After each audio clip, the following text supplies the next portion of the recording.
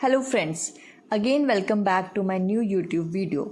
Friends, आज की video बहुत ही इंटरेस्टिंग है और आज की वीडियो देखकर आप सबके मुंह में तो पानी आने वाला है, क्योंकि आज हम बात करने जा रहे हैं सबकी पसंदीदा डिश गुलाब जामुन की। और आज की इस वीडियो में मैं आपको गुलाब जामुन की हिस्ट्री के बारे में बताऊंगी।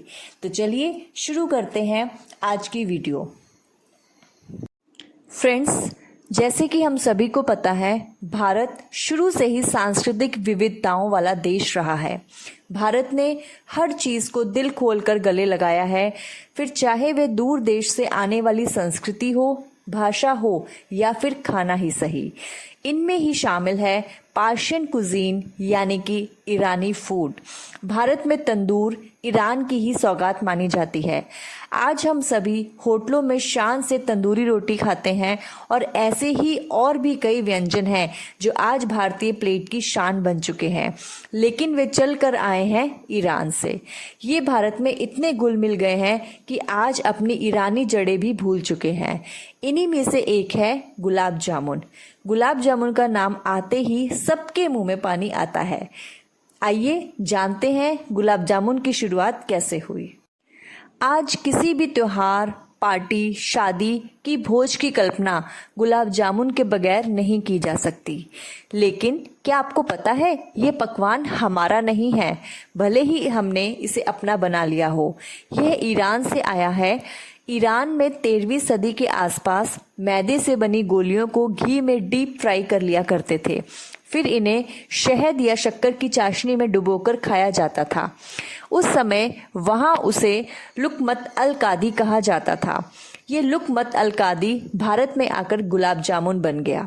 अब सवाल ये है कि भारत में आकर ये गुलाब जामुन कैसे बना, तो ये भी समझ लेते हैं। कुछ विद्वानों की माने तो गुलाब शब्द बना है गुल और आब से।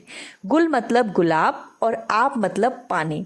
जिस समय ये भारत आया उस समय कुछ लोग शक्कर की चाशनी को खुशबू देने के लिए उसमें गुलाब की पंखुड़ियां मिलाते थे, तो उसी से गुल और आब से गुलाब हो गया और जामुन जैसा आकार होने की वजह से इसको कहने लगे गुलाब जामुन। यह डिश तत्कालीन मुगल शासक शाहजहां की पसंदीदा हुआ करती थी। इसके साथ ही आइए बात करते हैं बिरयानी की। यह भी भारतीय डिश नहीं है।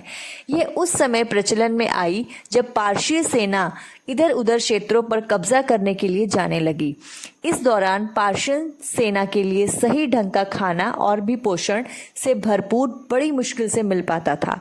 ऐसे में पार्शियन आर्मी के कमांडरों ने एक ऐसी डिश बनाई जिसमें एक ही बर्तन में चावल और मसाले डालकर पकाया जा सकता था, और इसे उन्होंने नाम दिया बिरयानी।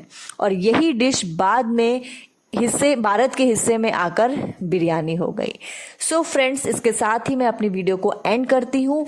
आई होप आपको ये छोटी सी इन्फॉर्मेशन पसंद आई हो, इन्फॉर्मेटिव लगी हो। सो प्लीज़ मेरी वीडियो को लाइक करिएगा, कमेंट करिएगा और मेरे चैनल को सब्सक्राइब जरूर करिएगा। So thank you so much. Bye bye, take care.